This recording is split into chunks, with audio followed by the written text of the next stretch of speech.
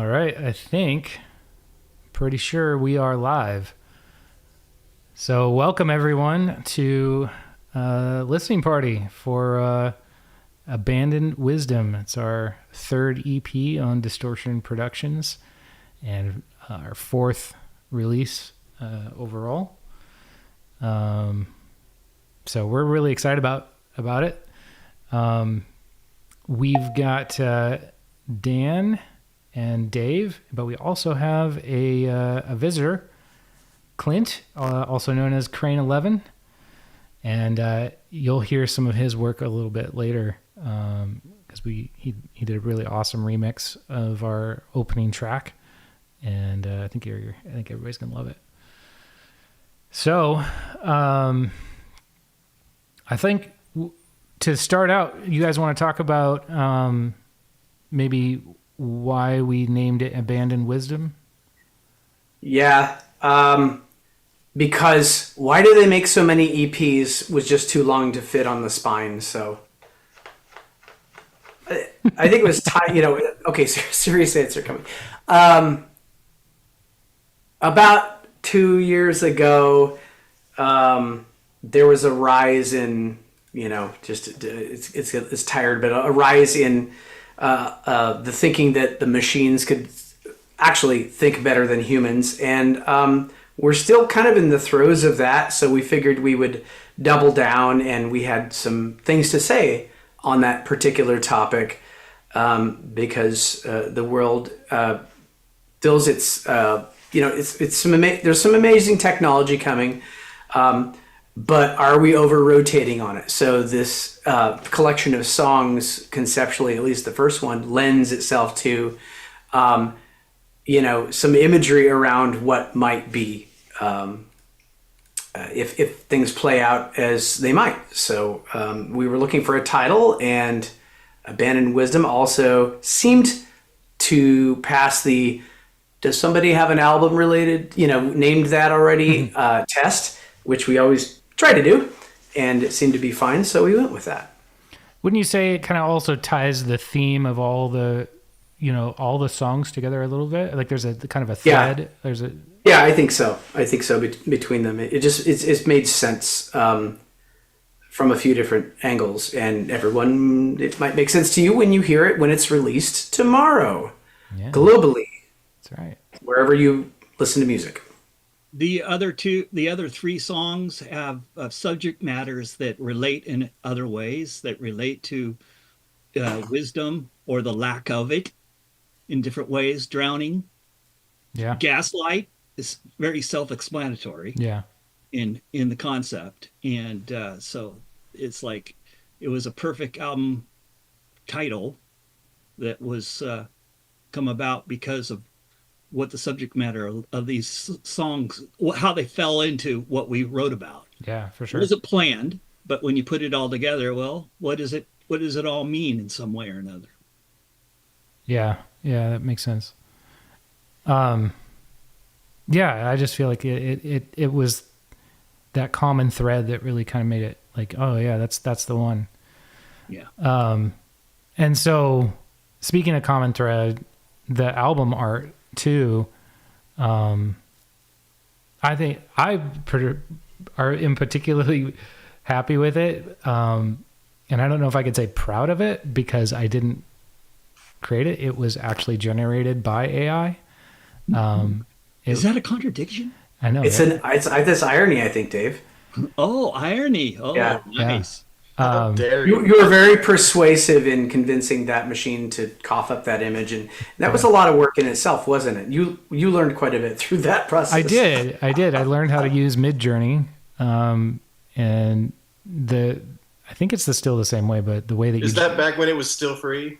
No, yeah. I paid for it. All right. But also credit where credit's due. I mean, Geoff did a tremendous amount of work on the initial bit.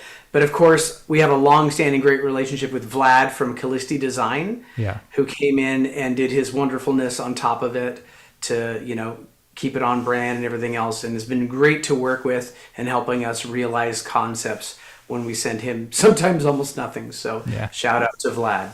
Chris, but we are all involved in that too, though. Remember the initial what are the phrases? What are the things that you think of when you're thinking of what the songs and the title? And we had this description of there's different in that picture there is lyrics from every song is in that concept in one way or another. Yeah, and that's why I feel proud of it, is that it kind of incorporates the whole thing, right? Yeah. The drowning, you got the water, right? Right. And don't give away all the answers. We need to have a second contest. Let people, let them enjoy discovering what they see. Yeah, that's a good point. That's a good point. But yeah, as you listen to you read or hear the lyrics, I think you'll see that all the themes woven into the album art. Yeah. But yeah, I kind of wanted it to be a kind of a statement, that we use AI with a song on the album really about AI, and so the irony there, as Cheryl in the chat pointed out. So that was definitely a goal, is to bring out that irony. Hey, where do I see the chat, by the way? You'll have to pull up the YouTube stream probably on another device, because you'll hear the audio. Phone a friend or something. Yeah. So if you do that, just make sure you turn down the audio so that because we don't want it looping. I know. Yeah. Okay. We'll get through this together. That's right. Yeah. All right. So should we talk about the first song? Yeah.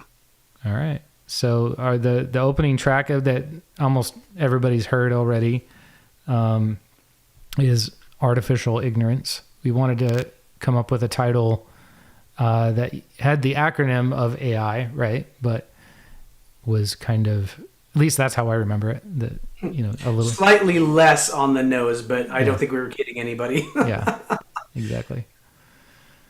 Yeah. So what's this? I mean, we don't want to talk too much about what the song is about, but I think it's fairly self-explanatory, right? What I can tell you about this song is remembering starting it with Dan.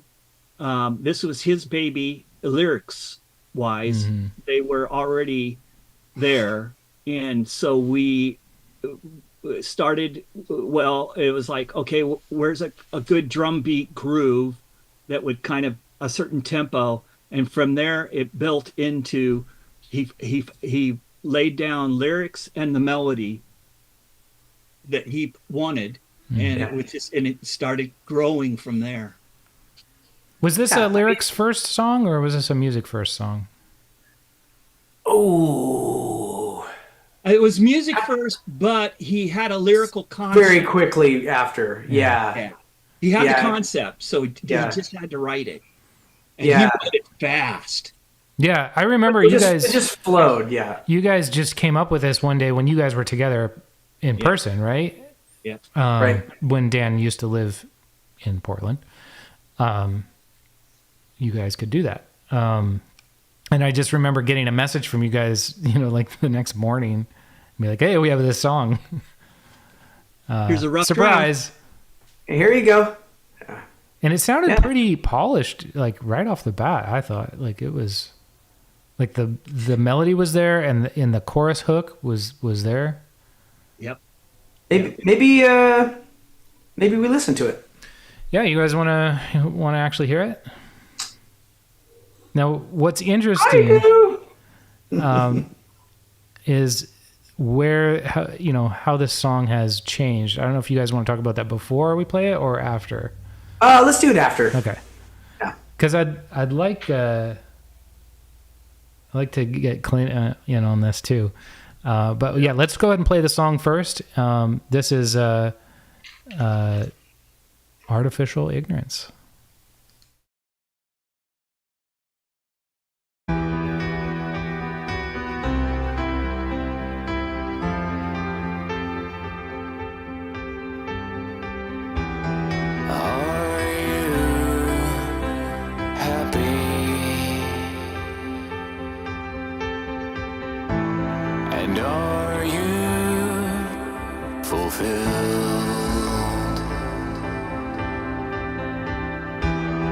And is your life easier? Look at what you've built. We were so clever, and wise beyond our time.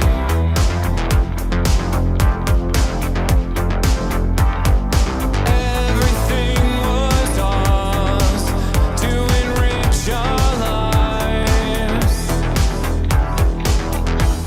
The strength of a man, the pride of his work, been replaced by machines with both no toil or mirth. Lost control and they multiply.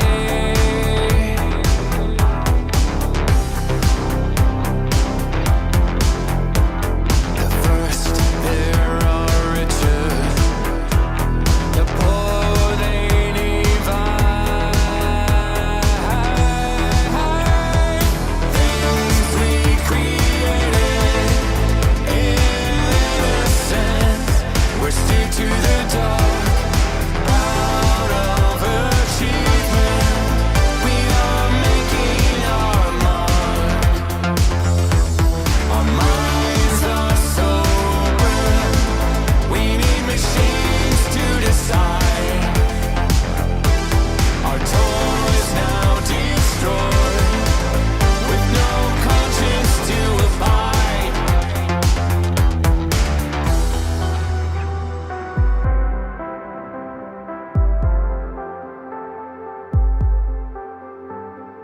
Are you creator, or do you need a savior? Can you extend your life, or will you die from the hurt outside? Do you rely when you're too weak to decide? Is there soul in the machine that you can confide? Will it help you when you're lost, or sell you away too high? Things we created in innocence, we're steered to the dark, proud of achievement. We are making our mark. Our minds are sober. We need machines to decide. Our toys now destroyed, with no conscience to abide.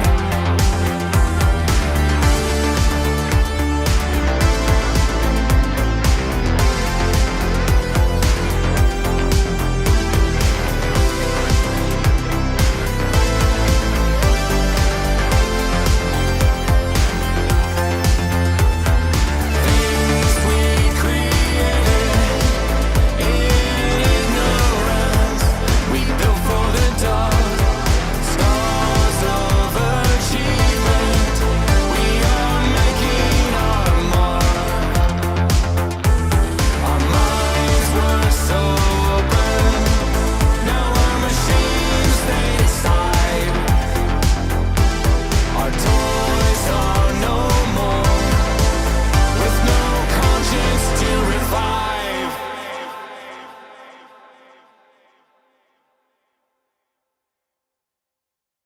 So open. We need machines to decide. That was that was a lot of fun. I think they just need machines to avoid paying people to have open minds. Put that in the remix, Clint. So that was beautifully re-envisioned, reimagined by the wonderful Geoff Pinckney of Mesh and Tenek and many other project fame. He's essentially been the fourth Monody member for a couple of releases now. He's amazing. We did an initial version of that song that I liked it, but like many things I do, sounded kind of dated. and we took it all the way to mastering, and we were like, there's a lot going on in here. We got to throw some things out, and we're just like, you know what? Let's just tear it down and see what Geoff P could do in terms of a rhythm section, and he did some cool things to it, which we'll play here in a bit. Give you a little bit of a clip. There's no plans to release this at all, but we want to let you know this was one of the reasons why the release was delayed so long. Yeah, Geoff pretty much reworked that song from the ground up. Really did. Yeah. But he left my shameless Gloria Gaynor "I Will Survive" build up at the end of the verse in. I will tell you, when I was working that out with Dave, I'm like, nah, I'm doing it. I was like, I'm doing it anyway. Where do I know that from? Yeah. That is wrong. We get sued, we're doing something right. So I'm leaving it in, man. That's disco goodness. All right. Yeah. And plus, I feel like the way it was didn't kind of match the feel of the other three songs. Yeah, that was really the key. It was like it felt there was an energy to the others that was along with the remixes. Mm-hmm. Yeah, the whole thing was like really stepping up, and then it felt like there was something. Yeah. Not missing, but it was hanging. Yeah. Definitely a big risk. The originals, I think it stands on its own. Like, it's a good sounding song and mix. But it just kind of was like, which one of these is not like the other? Yeah, it felt safe. Yeah. Maybe it's the best way. I mean, anyway, the beginning was the same because like it's very slow beginning. And, meantime, the A&R guys are skipping like these guys are boring. So it's kind of a big risk to start with a slow beat like that. As you'll see, the rest of the songs are more up tempo and a little bit more intense and in your face. But we just felt like this kind of was the right opening chapter for the EP. We're like, we're doing it. Yeah. So. All right, so I'll go ahead and play it. What I'll do is I'll skip. What are you playing? You're playing the original. I'll play the original, but I'll skip just after it comes in from the piano part and the song gets going. Then I'll skip towards the chorus, and just so you can kind of hear the differences of the verse and the chorus there. But I won't play the whole song. All right, here we go. Okay.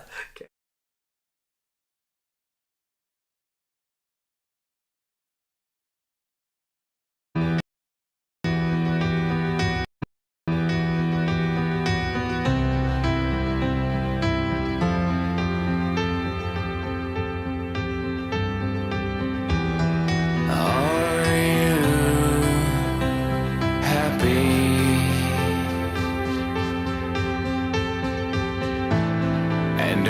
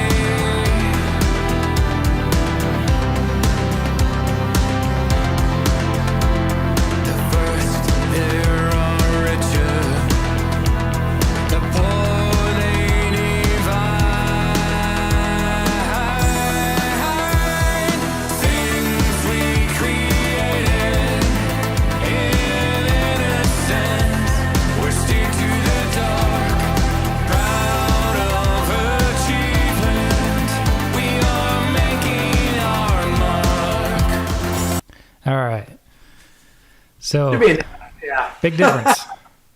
What I notice is the cymbals, the hi-hats, the drums are more defined in this one. It's like they're more dominant in the mix. It's kind of like typical. the 80s band version of it. Yeah, it's what the drummer wanted, man. So I think that was version is what Clint basically did his remix to.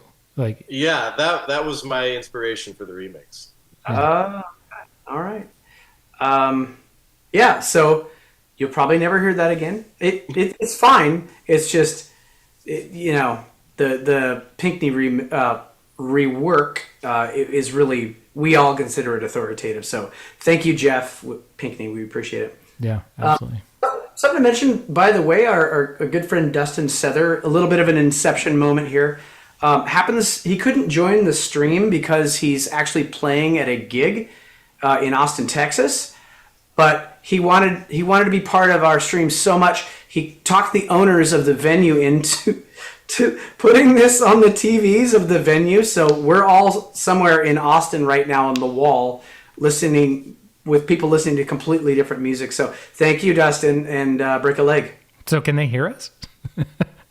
I don't think so. So I don't have any sign language knowledge. So maybe say something nice, and That's pretty funny. The Pink House picks. It says, "Ha, that's awesome." Yeah. Just a bunch of dudes with beards. Yeah. Hey, look at those guys, those Gen X guys. They must be cool. Dudes with beards. It's fine. Okay. That's awesome. All right, you guys want to talk about drowning? Oh, do we just? Or do you want? Let's mention one thing though, so that to kind of as a which is going to come. Mention that he has another remix of this song that we're doing. Did you mention that? I already? did. Yeah. We'll hear his Clint's remix of that song. At the end. Yeah. Okay. And then we'll ask him some questions about that and stuff. We're essentially doing things in the order of the EP. Yeah. Yeah. The album. Best for last, I guess. Very good. Hang in there, Clint. Okay. All right. So drowning. So drowning was this. We didn't have words for it originally, but maybe after we had released the first album and we done a number of supporting live shows for it, had a lot of fun with the first album. We're like, okay, what are we doing for the next thing? So circa 2011, 12, the song that eventually became Drowning was a demo that we were trying to get some traction with at the time. And I don't know what it was. Honestly, I don't think it was... There wasn't a concept from a theme point of view. It was just music, and it had kind of a melody line, which strangely we ended up using, 12 years later. But we were kind of like... Monody was like, okay, we just played live, and we were all kind of doing different things in our lives and musically, and we took a break for a while. So we just kind of left that one there. And I don't think... I think that I want to believe that the song wasn't so bad. We were just kind of in different places. And then we came back to it, a year and a half ago? And man, I was like, I don't want to let this thing die. We got to do something with this. And we changed the instrumentation of it so much. I was a little doubtful, and I put it back in front of the guys and said, they're like, hey, modernize it a bit and, take it somewhere else. And they like, I really like this. Like, okay, so it's back in play. I guess we ought to write some lyrics to it, which I had almost nothing to do with. So who wants to talk about the theme? Well, remember though that your original keyboard parts, would you call it the sequencing? It was obsolete. We couldn't even use it. Yeah, the instrumentation, it was, yeah. So it was on like gear that doesn't even work anymore. No. And I had to find somebody with an old computer that I could load the file, and had to get it to work with different instrumentation anyway. And it was definitely one of those, we had the 2-track demo of it, but to get back to the source material, it took a whole bunch of hoop jumping just to get back to it. Right. But we did. But I do remember saying, okay, guys, if I go and figure this out, go to the Museum of Relic and modern, modern and historical musical technology relics, and go to get the thing to load up. Do you guys want to do something with it? Yeah, we'll do something with it. I'm like, okay, I'm gonna go do it. I totally forgot about that, Dave. Yeah. That was a fun little thing. All I remember is we were looking at different things and we were writing new stuff, but there was something about this sound, the feel of the groove, the musical instrumentation, that you had the melody line that was going through it. I loved it, and I kept pushing it. Yeah. Remember? Right. Some of the sounds are actually vintage. Well, when it was 2010 or 2011 when we started it, I guess, that we left in. But other elements just really didn't work anymore, and we frankly kind of bored with what we had in that early demo, and we just like, oh, let's just rework it. So next came lyrics, and that was a fun concept. What you hear and what you think you're hearing and what you think that the lyrical content of this song is about is not what it is. It has a kind of a theme that goes through it a certain way, and you can say, well, this sounds like this is about this. In reality, it's about something totally different. It was a very artistic. I described to Dan first what I was writing about, and then he helped me adjust some of the lyrics, and then Geoff came in, and we completed the process. So the underlying theme is still there. I'm not going to tell you what it's about because that's the fun part. You have to figure it out. I think we touched on this a little bit with the last EP, but even more so with this body of work and things to come that you haven't even heard yet. Dave has just been a fountain of lyrical ideas and concepts that really help Geoff and I when we're trying to, develop something into a song. So Dave's like, I've got things to write about. You guys ready? And who knew, Dave, right? You just started kicking out all these lyrics, and dyslexic, ADD, whatever, can't spell. No, it's been a really cool way to enjoy, the depth of your collaboration. Yeah. With the last couple of releases. Yeah, and I appreciate how Dave is so willing to just do stream of consciousness, just dumps all his thoughts out there on the table and lets us kind of rearrange them and piece them together. And he's not so married to them that we can't touch him or something like that. And it's just so opposite of how I work, and I respect that, because I'm like always I have to polish it and then I'll let somebody else look at it. Fearless. And then I'm married to it. Then I'm like, don't touch my baby, like. I'm a streaker. Yeah. There he goes. Yeah. I think we appreciate it. A misdemeanor in this state, but hey, should we hear it? Let's hear it. Okay. All right. This is Drowning.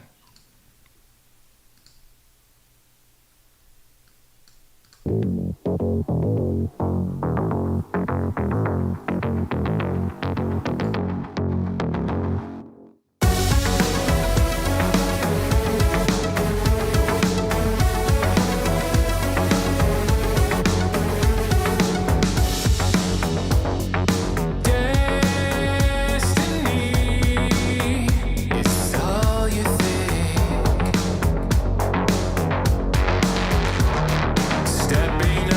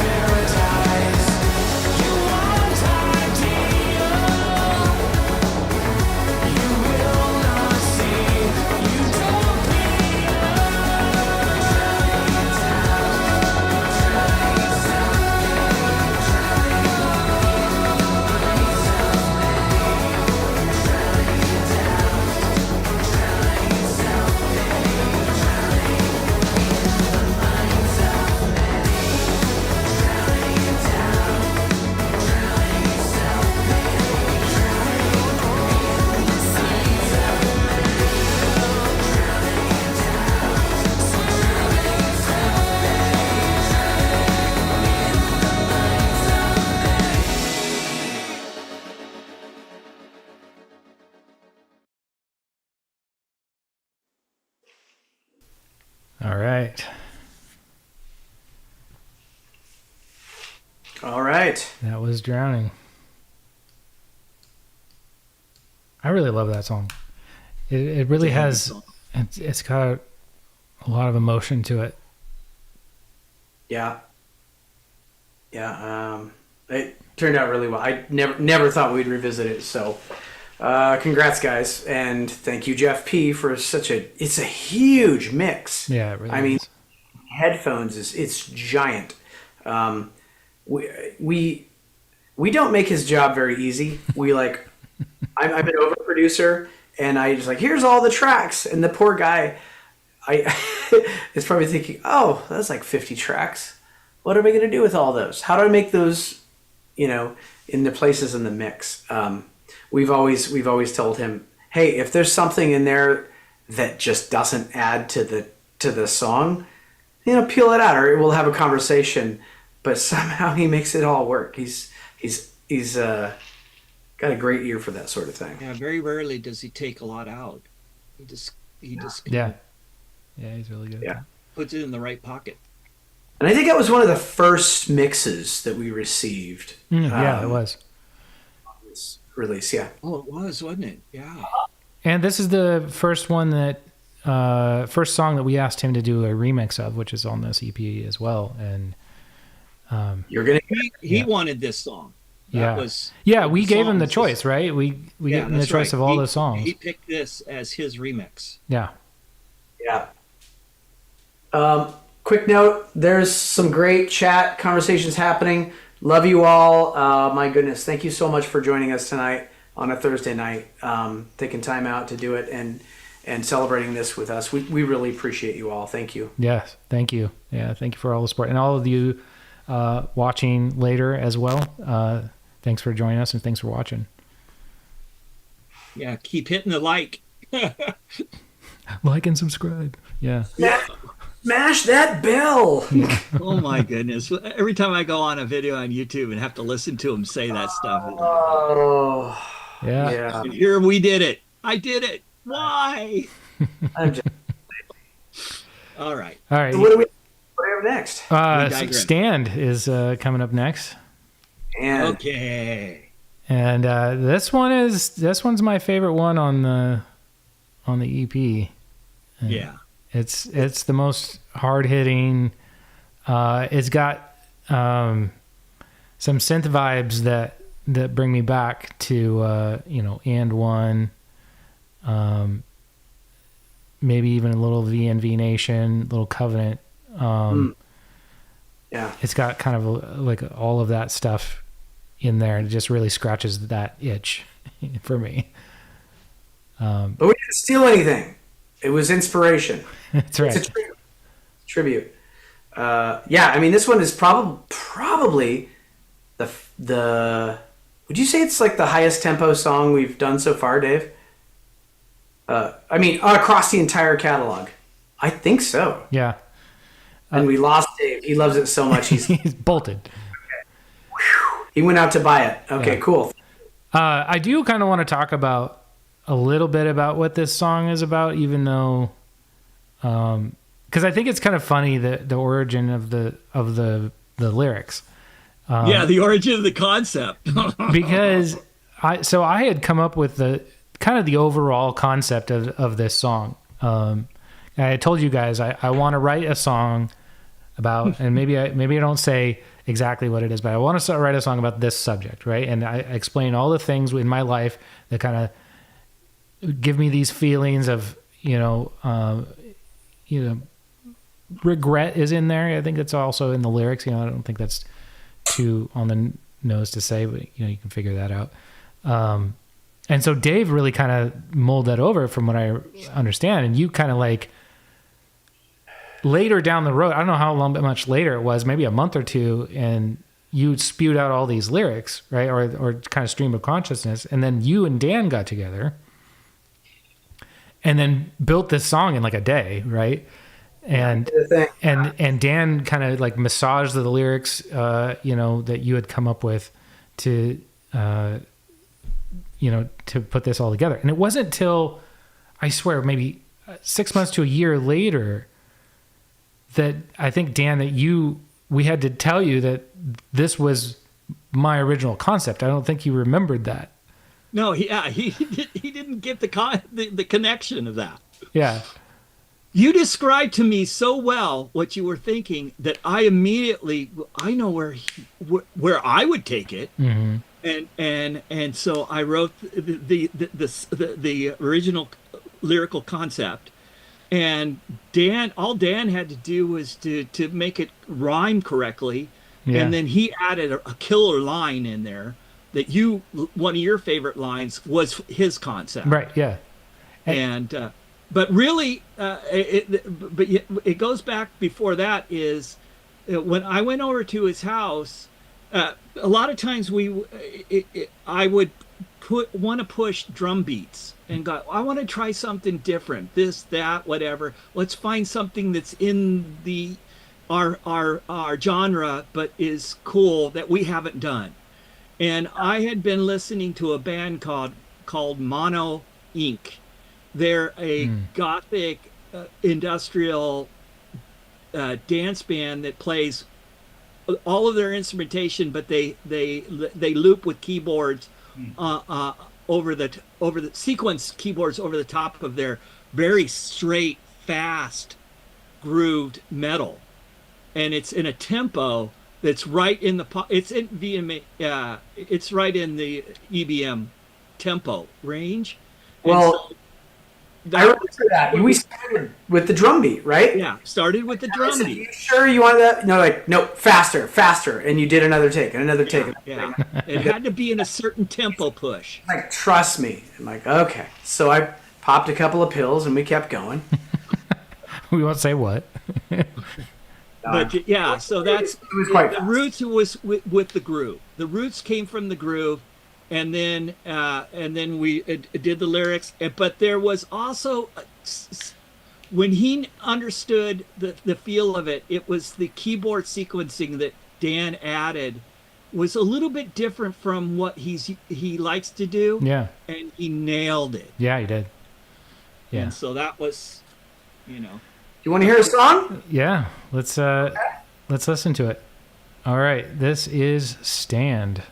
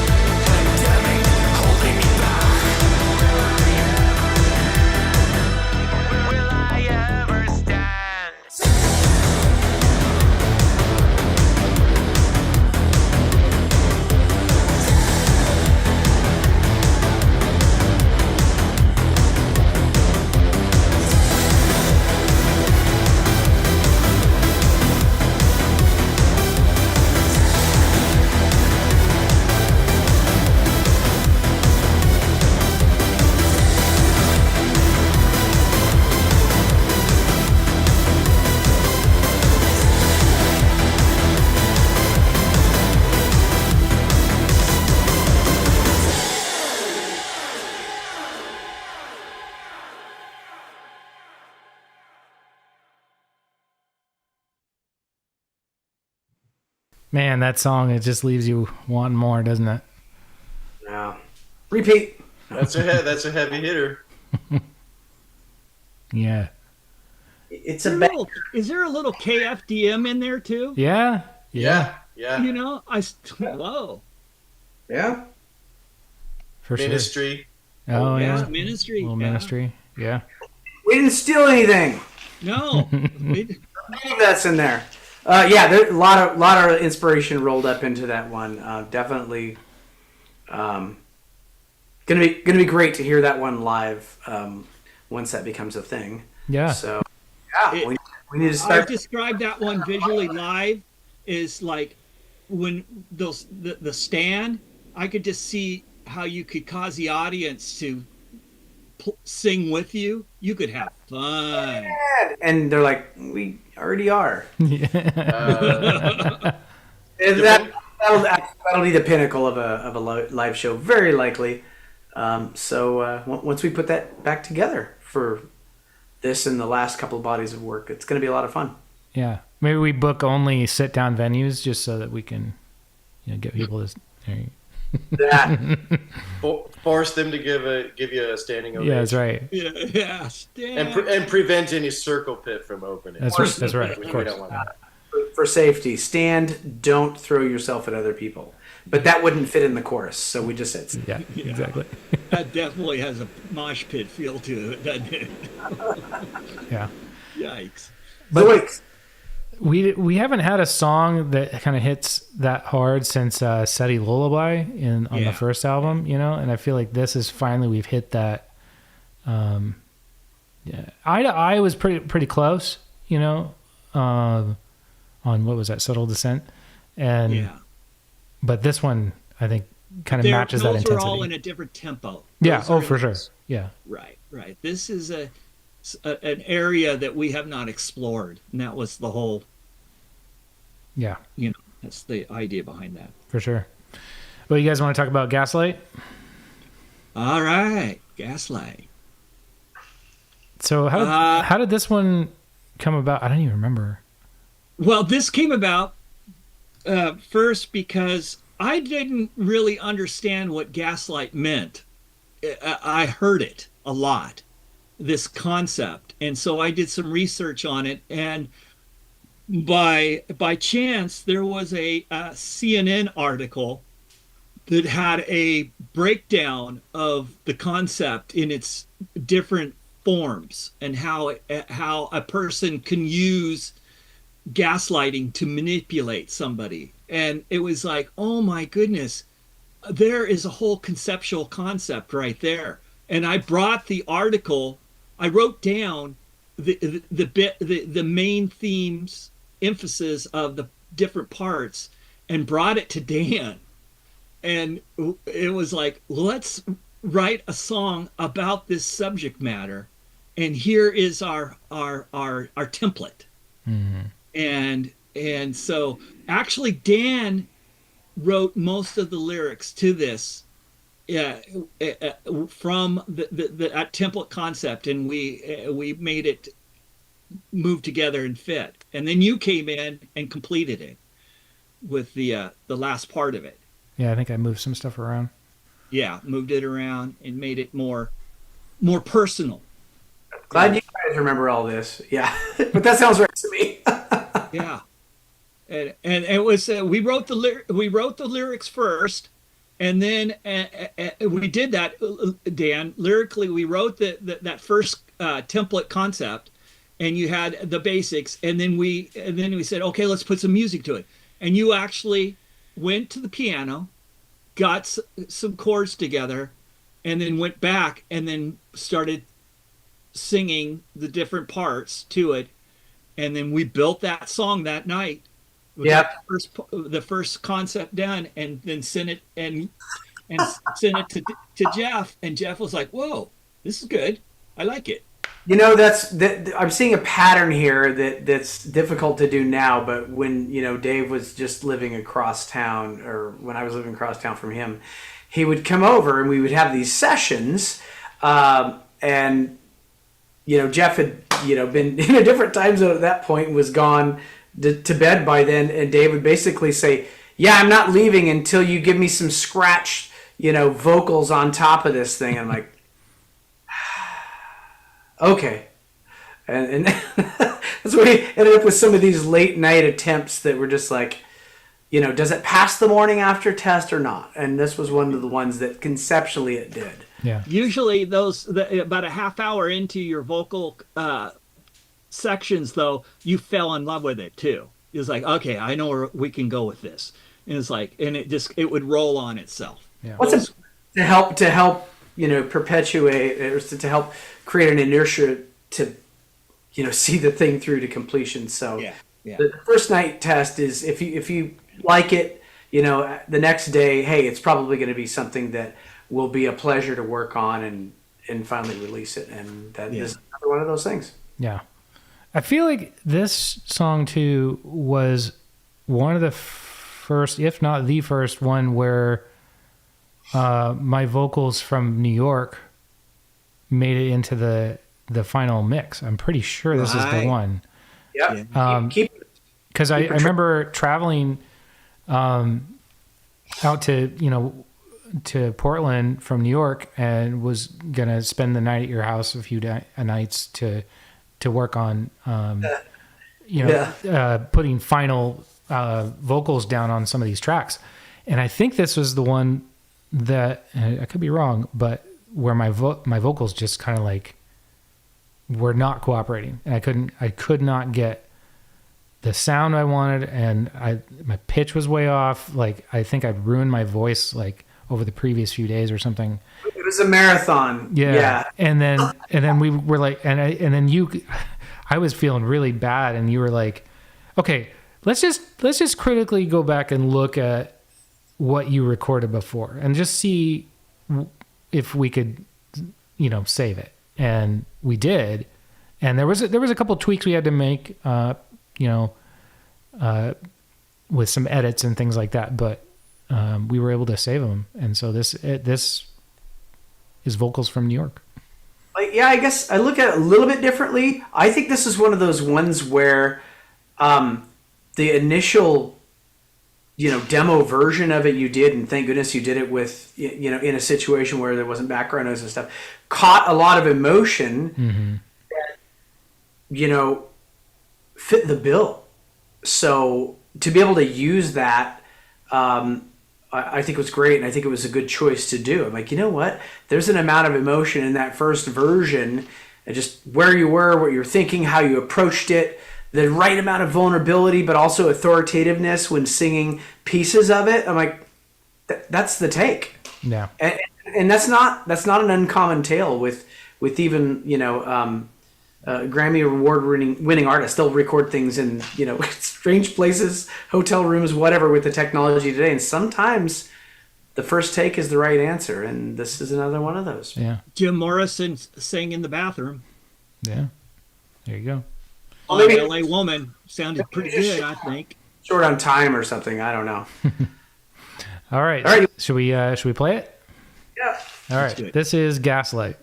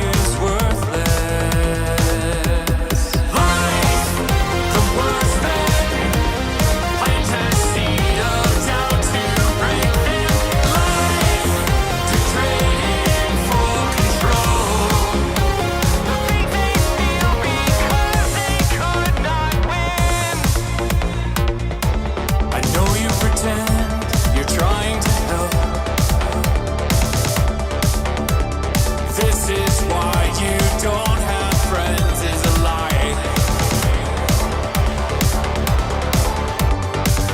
I will not blame myself. I will not let you trivialize my life. Life, the worst man, plant a seed of doubt to break them. Life, to trade in for control. Life, the worst man, plant a seed of doubt to break them. Life, to trade in for control. And what do you know? And what is important? Yeah, I know your perspective. Now disengage. My words are valid. And to be clear, you do not get to validate them. Life, the worst man, plant a seed of doubt to break them. Life, to trade in for control. Life, the worst man, plant a seed of doubt to break them. Life, to trade in for control. Life, the worst man, plant a seed of doubt to break them. Life, to trade in for control. But they steal because they could not win.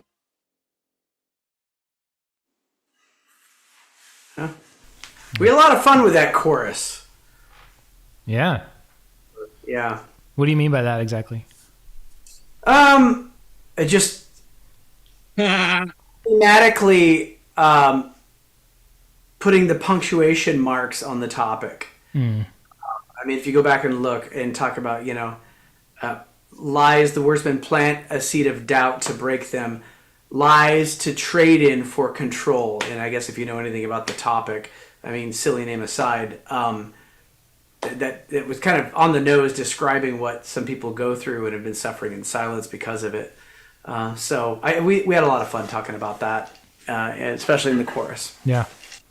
Remember the little at the end of that line, there was the change that Dan had. That I asked to have moved out because it sounded like horns. Oh yeah, I forgot about that. It was like we fought over it. You don't realize some of the things that we fight over as band members. It's fascinating, and the compromise that we come to. And each other, to allow each other to have space in what we're doing, and we can, like any band, but there is those little things you would not know about that are so cheesy. Well, yeah. Well, you know what? It's just embarrassment and upset because I was busted. I was trying to add a horn section to the song, and you caught me. So that's what I thought, even though you kept saying that's not what it is. It's not a horn. What did I say? Leave the horn section, Dave. Nope, gone. So no EBM song has horns. Yeah, or saxophone. Well, take that back. They do. All right. Yeah, and no horns yet. I will try again. So, changing the subject before you start a fight. We have a special guest to bring in. Let me bring him in here. But Jim Semonik is gonna join us here. Awesome! He made it. Let's finish. He is, and we'll tell you more about him once he gets here. He's in the process of joining on our Zoom call here. multiple really important roles with this release, so we will definitely tell you about those. Yeah. Well, just while he's getting here with Gaslight, I feel like it's one of those songs that's like, you know what it is, right? But yeah. I think it's going to have particular meaning to different people, because I think there's a lot of people that kind of suffer, like you had mentioned, Dave, or maybe Dan, that, you know, people are victims of gaslighting, and it's really an awful thing, and so it's kind of like a, you know, hopefully this song can bring a little bit of catharsis to those that you know, are suffering in relationships where they're victims of that. So, well, I mean, you could sit there and go, yeah, I know this song, I live that song. Right, exactly. That's kind of what I'm saying. Yeah. And there's a certain energy and angerness in what you're saying in the chorus that is like, no, I'm not going to let it affect me. Yeah. I'll move on. You can be a loser. I'm not. Yeah, exactly. Yeah. Quote of the day. All right. Welcome, Jim. Jim. Happy to have you. You're on mute, so you're unmuted, Jim. Yeah. There you are. How about now? There you go. There you go. Good to see you guys. Good to see you too. Good to see you. Congratulations. Happy release evening, release day tomorrow. Yeah. Thank you. So Jim is the president, CFO, all the other things for Distortion Productions. The label we're on does so much for the electronic and industrial community, by not only his own works with his bands such as Red Lokust, you're going to hear a remix from them later, but also, you know, constantly pounding the pavement to do things like help us get this sort of release to the street. There's a tremendous amount of work that happens behind the scenes, and you know, really wouldn't be possible because of his love and dedication for the music as a musician himself, but also supporting the scenes. So Jim, thank you so much for joining us tonight and helping us get this release out to everybody tomorrow. My pleasure. It's fantastic, and I couldn't be more proud of you guys. So I'm really happy. I just got home, walked through the door. I had to give my dog her medicine, and then I was like, oh, I think I can still make it. So how's it been going in here? How far along are you guys? We just made it through all of our original tracks, and we were about to venture down into the remixes. So you actually joined us at a good time. We're going to do the Drowning one next, and then your remix after that. Oh, awesome. Very good. So, Jim, you've got some irons in the fire right now with the Electronic Saviors. Right. To say the least. We're this close. So for those who don't know, what am I talking about? Electronic Saviors, industrial music to cure cancer, is actually the how I met you guys in the first place. That's true.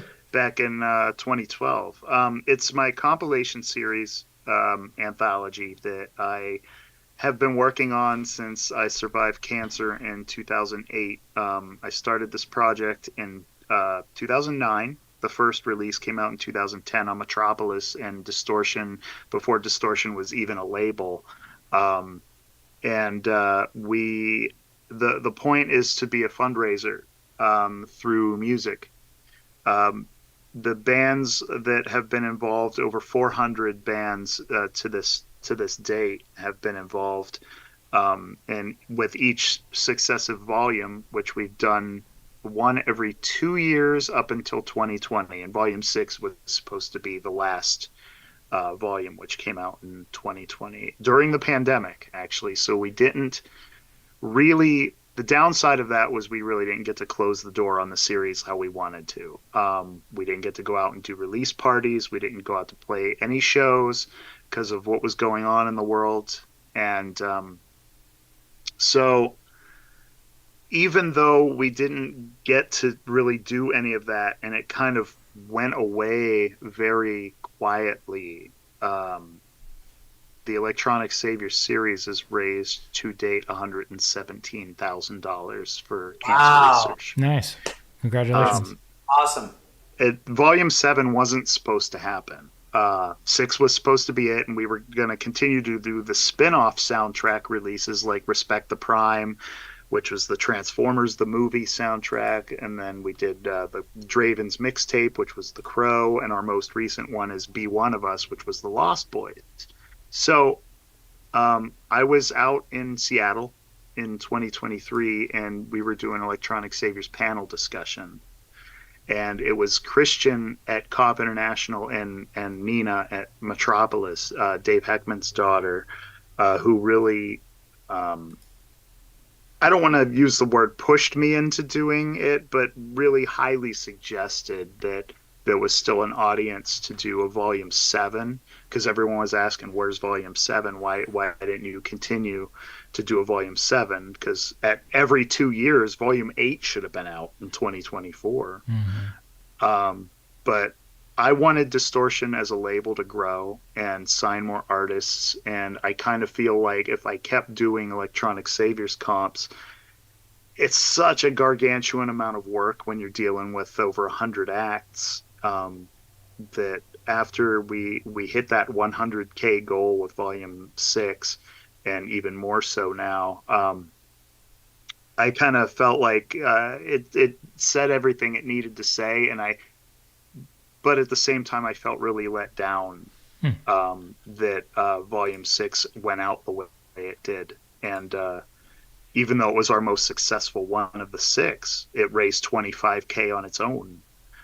And Christian and Nina were like, hey, if you want to do a volume 7, we have your back. And Christian was like, I can try to get some of my bands involved. And, we got Mark from Mesh, who did an amazing song under his side project, Black Car Burning, and Chris from Stabbing Westward. But the point of all of that is I didn't want to do a volume 7 unless I could do it right, and that involved 3 circumstances. One was Metropolis would have to agree to partner up like they did with all the previous ones. That was no problem because Nina was like, no problem. Number 2 is Geoff and Samantha would have to come back and do the artwork, who did the other 6 volumes, and I wasn't sure if where they were even at in their lives. I don't want to say I lost touch with them, but they live in different parts of the country. They used to be neighbors of mine, and they both agreed to come back. Nice. The third one was, and the hardest one, is you guys know that every track had to be 100% brand new. Mm-hmm. And as opposed to exclusive remixes and B-sides and alternate takes or cover songs, which we allowed on previous volumes, I didn't want any of that this time. They had to be new songs because that was the original premise for the compilation. So I am proud to say that all the tracks we have this time are 100% new. That's awesome. That was hard. That was hard for us. It was like, because this song that we let you have could have been on our actual album that's going to be coming out. You know? But also the lyrical content of that song relates to what your subject matter, so we felt that it was important to let you have. We thought it was a perfect fit, and we appreciate you extending the offer for us to be part of Electronic Saviors 7, which is going to be coming out May 1st, is that right? May 2nd, is the unofficial. Basically, right now, the master is almost finished, and will be turned in at the beginning of March. Yeah. Now, because we're not going through the usual distribution channels, it's going to be sold direct through the Distortion website, and we're doing a 7-inch vinyl for the first time. That's so cool. With the Chris Connolly Trade Secrets song. Take my money now. We want to sell it direct to consumers, so I'll be shipping all of those out personally and putting So you get the 4-disc comp, you get the 2-disc bonus discs, which is mostly like unsigned acts who wanted to be involved. You get the bumper sticker, you get the 7-inch vinyl, you get the wristband, and you get a personal autograph postcard. Nice. Yeah. So you get all of that. We want to start shipping that basically as soon as we have it, which would hopefully be before release date. And the goal is to have them on hand for the festivals. So when we do Dark Force Fest, we will be vending and doing a panel there. So, I can plug you guys at the panel, and in Seattle, we'll be vending there too, and doing a panel there as well. Very cool. And I'm actually doing 2 panels in Seattle. We'll be doing one for Distortion as part of the label coalition panel, which is going to be us and Metropolis and Cop International doing a label coalition panel. And then there'll be an Electronic Saviors one too. So, so it'll be out soon. There'll be an artwork reveal any day now, and pre-orders will be going up immediately after. I promise. Awesome. Very cool. Very awesome. So if anybody wants to learn about this, go to Distortion Productions website or on Facebook. Right? Yeah. I'm super excited about it. I wasn't kidding when I said take my money now. I mean. Thank you for the opportunity for letting us put a track on that. You guys don't have to thank me. I need to be thanking you because you guys are always welcome in anything I do. First of all, it means a lot. Like, I do not take it for granted whatsoever, and I really do appreciate your work, and the fact that you guys are putting time in to do something like this is incredible. And and that goes for everyone involved. I mean, it's a team effort. We're really in the darkest of times here in this country, and any little bit of help that we can give people who really need it right now it means a lot. So, and coming from an indie label like Distortion, I mean, I'm just one guy. I can't do all the amount of legwork that bigger labels can do, right. And it's I'm very thankful. So, and I mean it. You guys are welcome to be a part of anything I do ever in the future. I appreciate that, Jim. And the classmates on this release. I mean, you all have to hear. I mean, when will we have another chance to have tracks besides some of our musical heroes? Right. Yeah. There's people on these. Blows my mind. There's people on this comp that haven't released stuff in years. Like Negative Format, getting a track by Negative Format blows my mind. Like, nice. The guys from Out. We have the first Acumen Nation track since Jamie Duffy passed away, and we've got 16 Volt. We've got Paul Barker from Ministry. It's crazy. 16 Volt. It's 16 Volt. He headlines disc 2, I believe. Yeah. Nice. But it's all of your label mates too. Right, yeah. Most of them, anyways. Yeah, 90% of the bands that are active on the label are on this thing. Yeah. Well, number 7 is going to be the proper send off you deserved. So, really looking forward to it. It's not necessarily the last one. Yeah, that's send off. It's the very last one, and everybody needs to buy it. If this one, I told people that if I agree to do a 7, it opens the doors to 8 and 9. There you go. Because if I could, Seinfeld did 9 seasons because that's the Japanese number for completion, right?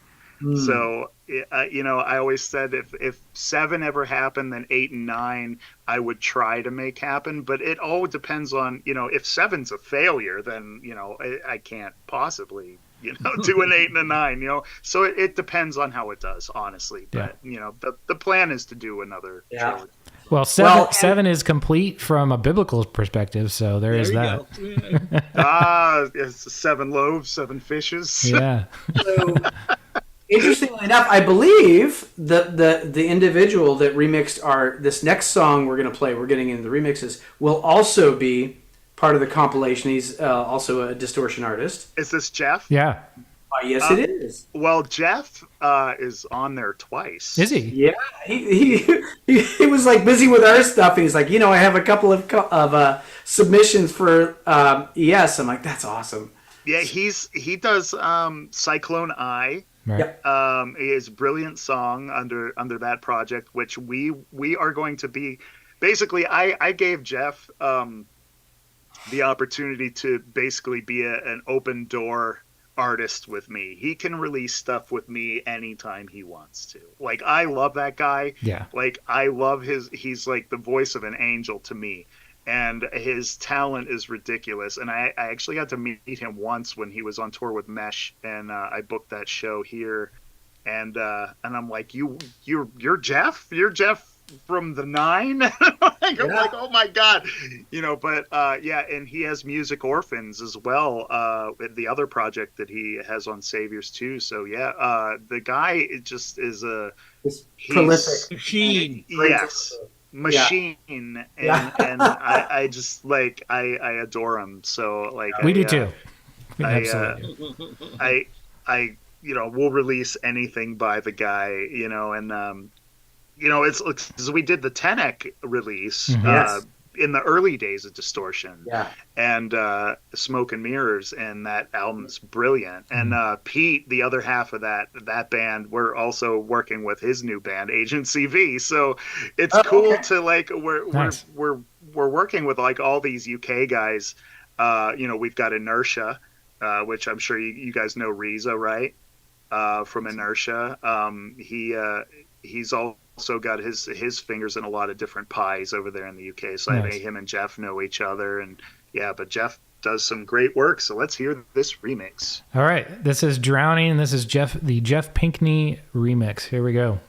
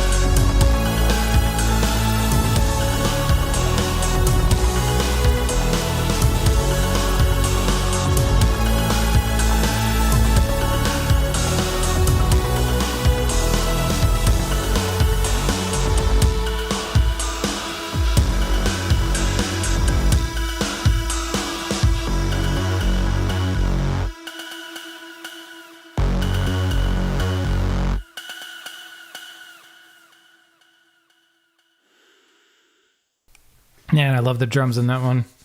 Brilliant.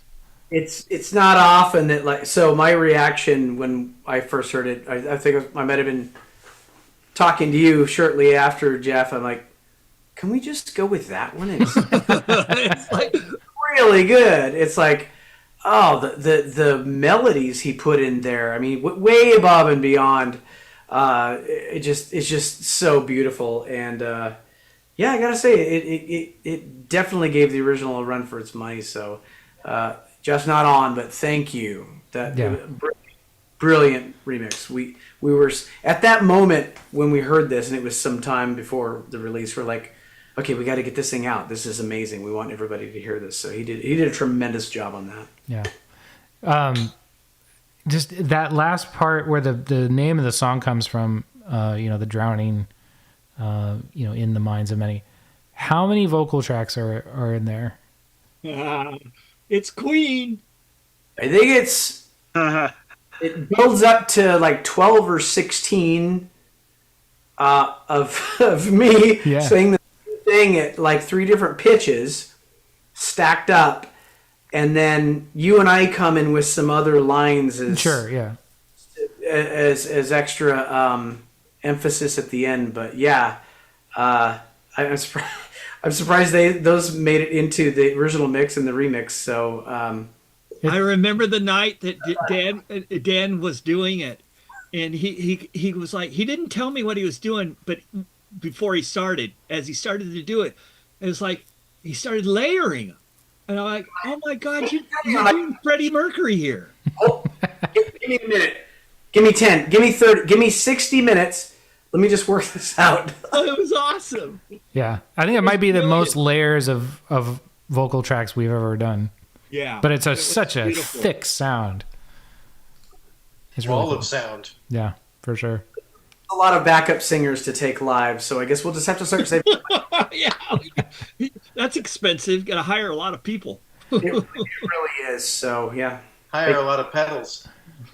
Yeah. Yeah, we hear Clint. Right. Clint's coming in. He's not on camera, but little commentary. There he is. I can change that. There you go, Clint. I don't think you've met Jim. Oh, yeah, it's cool. Glad you could come on. Yeah, man. You both Thanks have remixes on our EP. So, yeah. But the next one is actually Jim and Lee's remix, Red Lokust. You want to talk about Red Lokust like a little bit, Jim, or? Yeah. We basically we're electro-industrial, like pretty. I'm not going to get all pretentious and genre picky, but we just like writing aggressive club music, and so it was a real treat to get to remix Stand, and I'll have you guys know that if I'm ever in the same building, and you guys are playing this song, I will jump up on stage. There you go. And do the backing vocals. Yeah, absolutely. But we started our project in 2016. Lee used to be in a band called Aslan Faction on the Noitek label a long time ago. And my old band Reinforced, we were playing a gig with KMFDM, and Lee happened to be at the show. Inertia was opening as well. And so he basically came to the merch table after, and he was like, hey, I have some stuff that could really use a vocalist, and I think you'd be perfect. And, I was heading on vacation the next day, and before, like, the next morning, he had already sent me, like, 6 tracks. I was like, well, yeah, you were in Aslan Faction. I'd love to work with you. And so that became, like, the makings of our first album. But now we just released our 3rd record in May, and we charted on the DAC for 8 weeks, and so that we've been doing a number of remixes for other acts on the label, so it was really awesome to be able to do this one. So I really hope you guys enjoy it. You'll hear some of my backing vocals in there. Yeah. But I think Lee did a great job. Cool. All right. Well, great setup. Let's hear it. All right. This is Stand, the Red Lokust remix.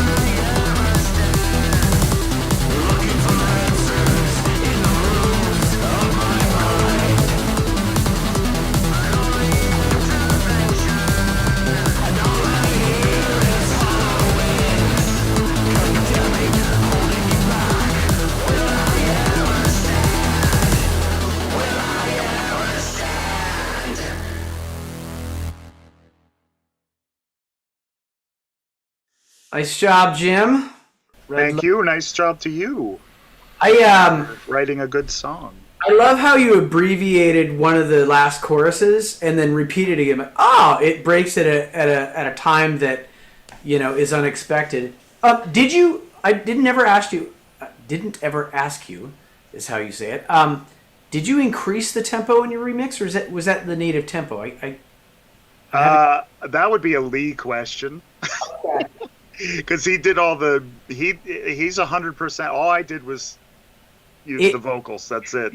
It feels a little faster. It definitely more intense, but that was the idea, right? Yeah. It's whenever we do remixes, we try to incorporate our own. Which I'm sure is the point of remixes. You want to bring your own flavor to the song, and I feel like, your guys' stuff isn't typically, as aggressive as we usually do. But I think it was a great marriage of the two styles.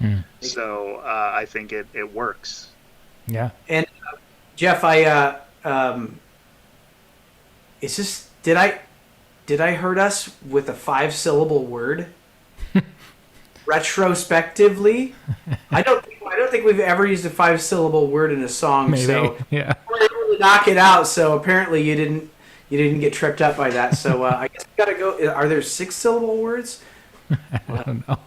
In a song, Califragilisticexpialidocious. to have a word that long is just pretentious or daring, and it remains to be seen which one of it was. So I really like the synth work in there. So definitely relate that back to Lee. Some really cool synths in there. I definitely will. Will. His wife just had some major medical operation. So yeah, they're a little down right now, but yeah, they'll bounce back. Well, give them our love, and I will for sure.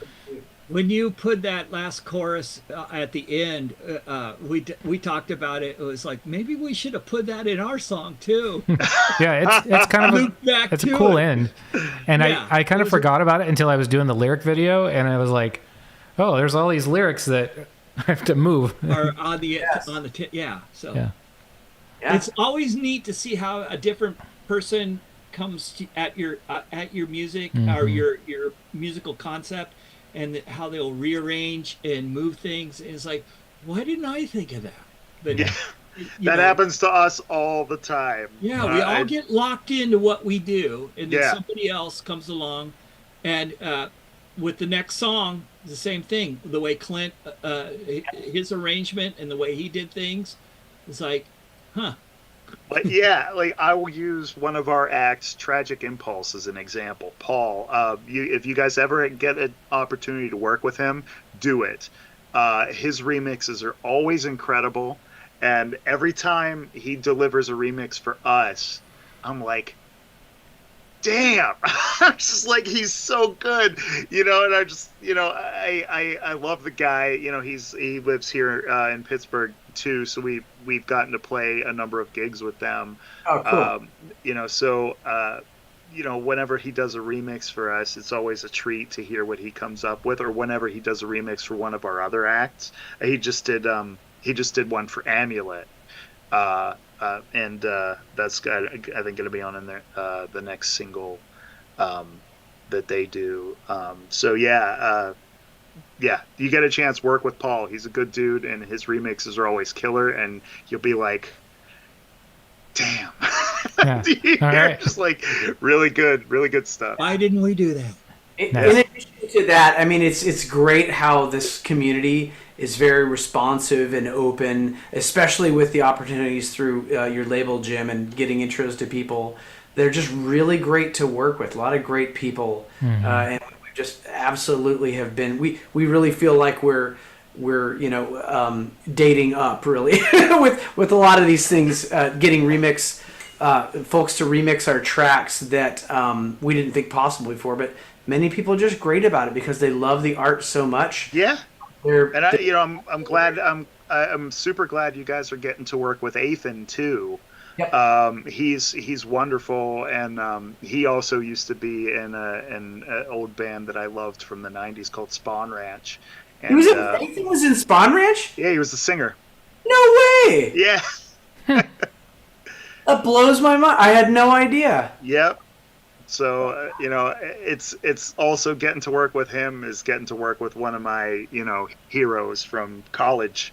and it's a trip, it's weird. It's really strange in a way, when I'm talking to this guy, because a conversation with Ethan on the phone can go on and on. You think you're getting on the phone for 5 minutes for one little thing, but it just, you go off on tangents, and like, he's such an amazing person to talk to about music, and becomes a 2-hour time warp. Yeah, exactly. Like, and that used to happen with Dave from Metropolis. Like, any conversation with Dave would always turn into just like a love fest about music, and the different stories that you could tell. Like, Ethan has a great Ramones story that, I'll let him tell you one day. It was pretty great, because we just went out and we did a couple shows with him, his band Noir, and Gen Cab in November. We did a couple shows together, and he told me this great Ramones story when his old band Fahrenheit, before Spawn Ranch, he was in a band called Fahrenheit 451. They had an opening gig for the Ramones in the 80s. Oh, wow. So it's pretty crazy. He could tell you some great stories. So definitely engage. If you get a chance, engage him in that. All right. I had no clue. All right, we've got our work cut out for us. Get him on the call. Yeah. All right, we should talk about your remix, Clint. Your last song, but definitely not least. So you remixed "Artificial Ignorance."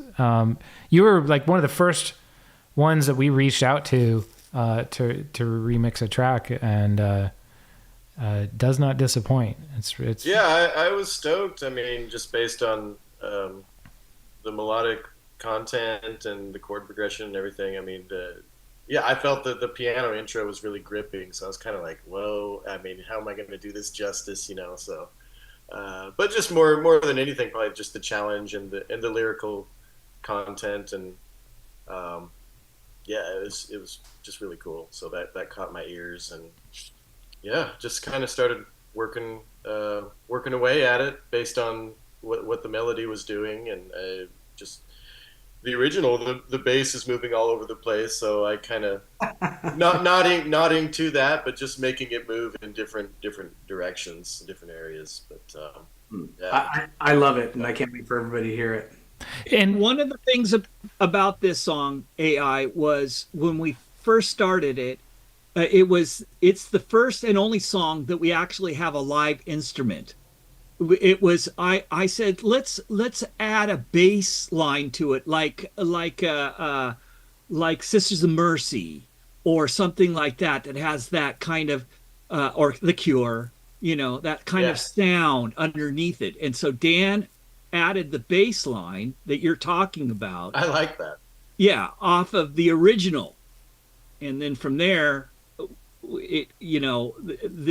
you hear on the EP now is still a live bass, but it was redone and changed. It's in there somewhere. Yeah, it's in there somewhere. But what you're playing off, what you were influenced by, was the original bass line. And interestingly, when I first met Clint, I don't know, 25 years ago, somewhere around there. It's been a minute. It's been a minute. You're like the best bassist that I knew, and you got your bass guitar right there. Like, still playing. Yeah.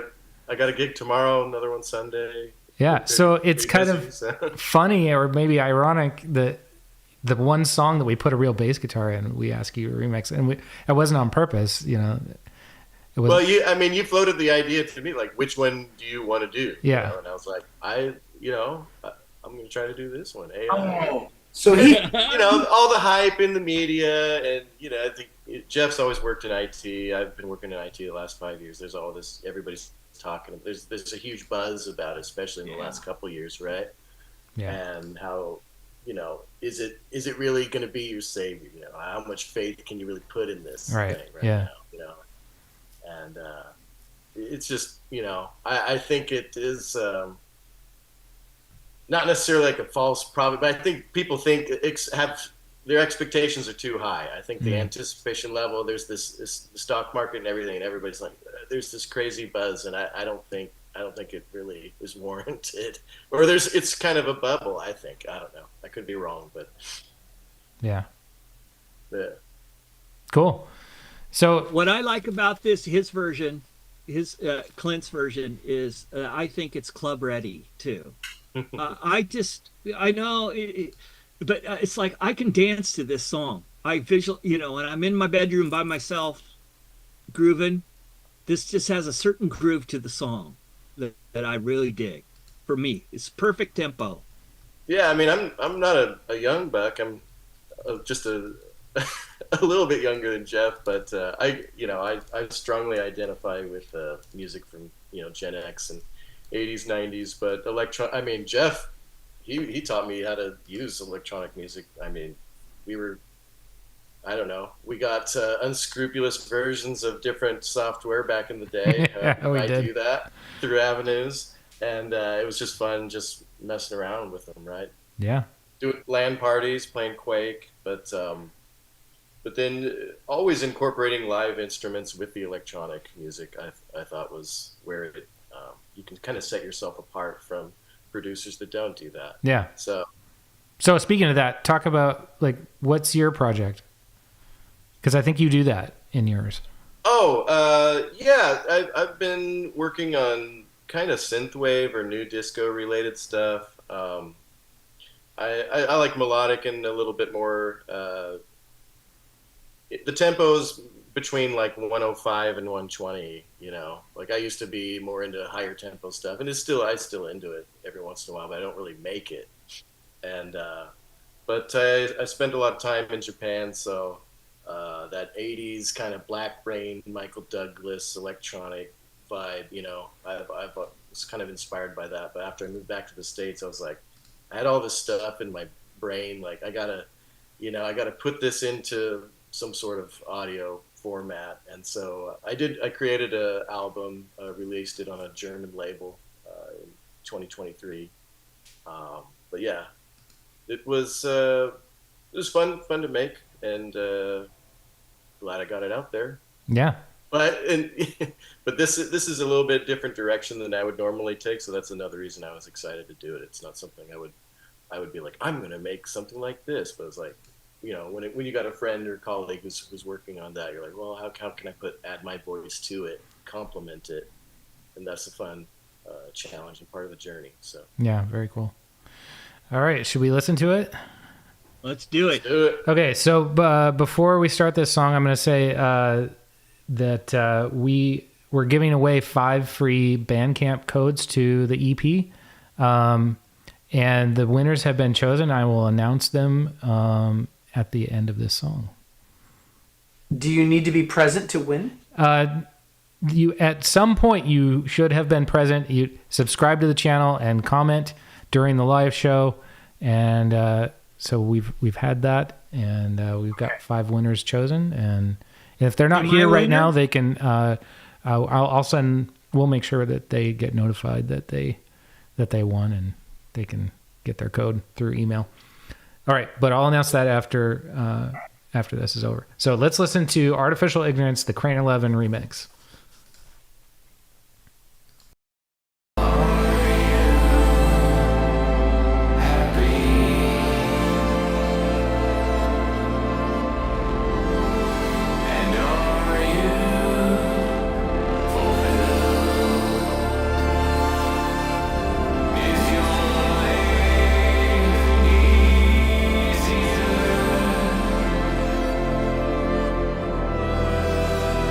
Look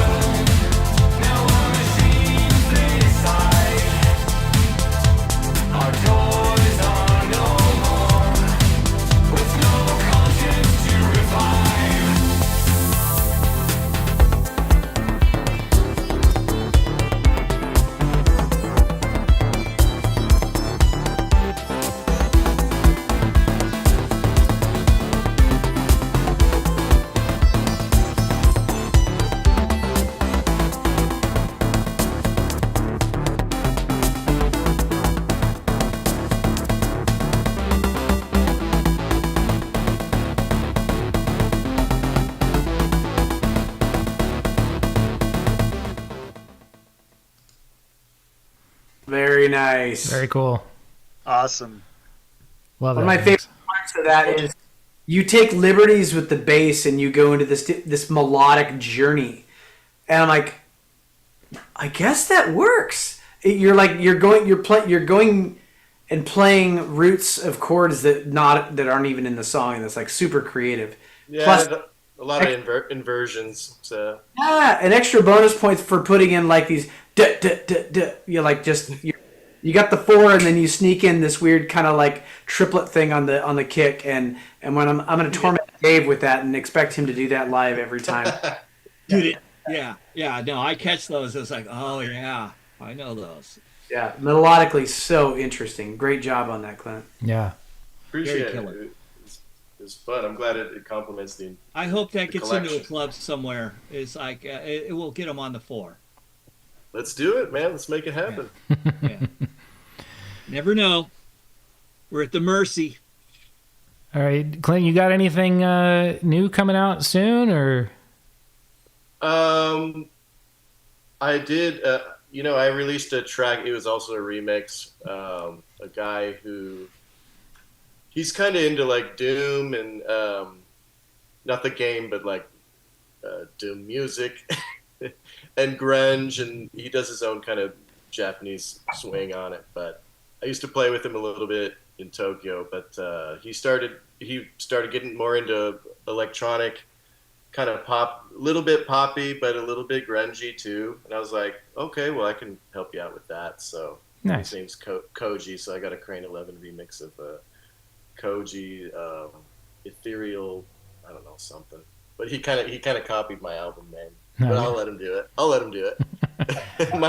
Mine was Ethereal Odyssey, and his was like Ethereal Moonrise or something like that. Cool. It's all good. So can everybody find your music, on all the major platforms?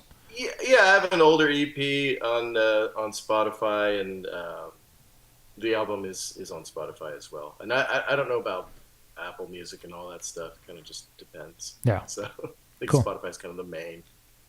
Right. Well, everybody look up Crane11. He's very talented. He's got some really good music out there. And Appreciate it. yeah, no worries. So 5 free Bandcamp codes are going to Gonna get it. Yeah, we're gonna announce it right now. And if you are still on the call, send an email to monity@monityweb.com with your email address.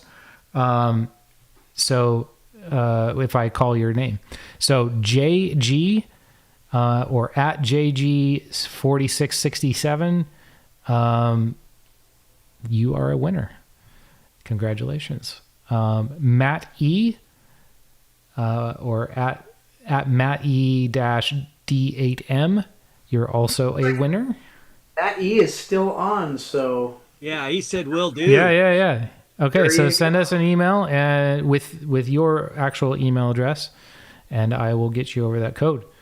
Blippy Vert, or at Vert Blip, you are also a winner. Congratulations. And at Pink House Picks, I think I know who that is. I think isn't that Lyle? shh. It's Pink House Picks. Oh, Pink House Picks. You're also a winner. Dan probably has your email. I don't have it, but we can. I will send Pink House Picks his, her, or their code. Well, he says he's never won anything in his life, and now he has. So Okay, there you go. there you go. You're welcome. Yeah, right. And last but not least, Genevieve Tignall. Congratulations. You're getting a Bandcamp code. Genevieve. And I know Genevieve, so thanks for being here with us. Really appreciate it. Yeah, so that was everything. One other thing I was going to ask, when we were talking about electronic saviors, Jim, you said you're a cancer survivor. I'm a cancer survivor. Have you taken a tally of all how many cancer survivors there's been on this compilation or all the compilations? Do you know how many there are? Oh man, there's a lot. And there's probably ones that I don't even know about because not everybody discloses that information. Yeah. Cancer is different for everybody. Like I know some people that have passed away where you didn't even know they were sick. I mean, look at as an example, Chadwick Boseman. Nobody outside of his family knew. Oh, right. Like no one at Marvel Studios knew that he was sick until he was gone, and they were like, "Wow!" And he had the same exact thing as me, and he was my age. So there's sort of something there that I'm sure people struggle with. I know I've struggled with survivor's guilt, and so it's different for everybody as far as how they deal with it. Like when I got sick, I was like, "Hey, I got cancer, and how do you like that?" Mm-hmm. It's just like the way I kind of look at it is, if I can reach people and educate them in terms of to get proper screenings for, and not wait if they're having symptoms that they feel like they should see somebody about that maybe, but I know, it's a decent amount, just outside of you and me and Chris from Stabbing Westward. He had throat cancer. Oh. And the dude can still sing like an angel. Yeah. So, I actually got a chance at Dark Force Fest last year to have a heart-to-heart, with him because he came by the table and, he saw the comps and he had heard of the project through Christian, and at COP. And so I asked him, point blank, I was like, I'm going to forget who I'm talking to right now because, I grew up on his music, and I'm just like, can I ask you, a question? We talked about, how when you're diagnosed with something like that, everyone reacts to it differently, right? Including friends. There's every chance in the world you're diagnosed with something like that, and you can be ghosted by people that you were, you considered close friends because they essentially don't know how to deal with that. Right. Because everybody, people might not want to see you like that if you have to go through chemo and you lose all your hair or you lose a bunch of weight and you don't look like the same person. People might not know how to deal with that, so they just vanish. Yeah. I had a couple people do that, and and so when it comes to talking to survivors, I'm always interested in gaining their perspective on how they dealt with it. Yeah.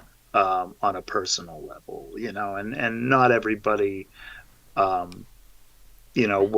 want to share because it is a personal thing, but if I encourage people to talk about it. I think it's healthy, and want to know that my door is always open, right? To talk about this stuff with, regardless, because the more human connection you have, and the more educated you are on the subject, the more you can benefit from it. Yeah, if you do an 8. Here it goes. Maybe when you get songs from different artists, ask them, hey, if would you like maybe offer like an icon or something next to the track or something, like this is from a band from a cancer survivor or something, then everybody could see just how many people it really affects. Yeah. And it's a great idea. Remind me at the time when I start taking those submissions, and I start, building the thing, which would be in 2025. So I guess I would be building it in 2027. Yeah. The goal basically, if I do 8 and 9, 9 should come out in 2030 because that would be the 20th anniversary. Oh, there of you the go. comp. So I think that's the perfect end point. It doesn't mean I won't, keep the brand name out there to keep doing the soundtrack spin-offs and other projects. Sure. It's limitless. It's just the box set series. Mm-hmm. That's what everyone wants. Everyone wants that. And I'm just like, okay, you guys want this. You asked for it. We're going to give it to you. Yeah. And, there are some pretty mind-blowing tracks on here. Yeah. So. All right. So May 2nd, look for that on all streaming platforms, right? But definitely if you really want to contribute to the cause, I order the special edition, right? There'll be the physical edition will be limited to 500 copies. 300 of those will be the premium edition. Okay. So there'll be, because there will be people who are like, well, I don't want all that extra stuff. Just give me the 4-disc itself. Yeah. And plus, I will have, extras of those. But, I think 500 is the sweet spot. Like Volume 6 is sold out. I have maybe like 8 copies left of Volume 5. So if you guys are thinking about getting any of the old ones, Volume 5 is the next one to go for because I don't have very many of those, but I still have 2s, 3s, and 4s. Yeah. 1s and 6s are gone. All right, and that's on Distortion Productions. What's the Metropolis? Oh, it's on Metropolis. Yeah, it's a Metropolis. Distortion is like a co-label, so it's on both. Okay. I always, we even share catalog numbers. Like it's, we have Metropolis's catalog number and then a / and then our catalog number. Oh, okay. So just like, just so we can, it's a co-release, which you don't really see much of, right. But I've been fortunate to do it with a number of different labels in our scene. Nice. Metropolis, Cop, Armalite, they're all great. Nice. So very cool. Yeah. Is there going to be a pre-sale on the vinyl edition? This is where I'm heading. Well, the vinyl, I should clarify, the vinyl edition is not the whole comp. That would cost. Whoa! That would break. Yeah. Let me see. How many discs would that be? Oh. You can only have 22 minutes per side, right? Yeah. Okay. So I'll simmer down and not get the 20 vinyl version of it. No, so like the premium edition will come with a 7-inch vinyl, which has the Trade Secrets featuring Chris Connolly on the A side, and then a Red Lokust remix on the B side, and it's a pink vinyl for breast cancer awareness. So that will go up basically. I expected to have it up by now, but my artist, Sam, she has bronchitis right now, and it's slowed her down a little bit. But in the next couple days, it's going to be up. So, yeah. Keep an eye out on both the Distortion website, Facebook, and Metropolis as a co-promotion, right? Okay. Yeah, Metropolis will have the digital. Okay. And Distortion will have the physical. All right. I'm going for the physical. I can't wait. You all heard it. You all heard it. So imminent. All right. Yeah, and then our release happens in just a few hours. I'm pulling the trigger as soon as I get off of here. I'll have you know, because I can't be. I got to get some sleep. Yeah. It's 11 o'clock there. So very shortly, the sooner we let Jim off of here, we will be released. And yeah, you guys are getting it like 45 minutes early or something. Yeah, that's awesome. That's great. Enjoy it. Well, thank you so much, Jim, for joining us, and Clint, if you're still there, thank you so much for joining us as well. Thanks for the invite. Yeah, and very cool. Love both. Great to meet you, Clint. Likewise. Yeah, I'm stoked. Looking forward to the full release. Yeah. And you know what, Maimonides guys, I just want to express to you how thankful I am, and how proud of you I am, and and thank you for trusting me with your talent and your music, and let's hope for the best, and let's kick some ass out there. All right. Hey, there you go. Thanks, Jim. All right. And thank you, everybody, for sticking around. Only we can make a 31-minute EP last over 2 hours. So rock and roll. You'll all get T-shirts, bumper stickers, the whole deal. So. What's going to happen when we release the album next? Yeah, I know. How long will that take? We have to go a little bit quicker, I think. I guess. All right. All right. Good night, everyone. Good night. Have a good one. Love you. Thank you so much for joining. Thank you. All right, we are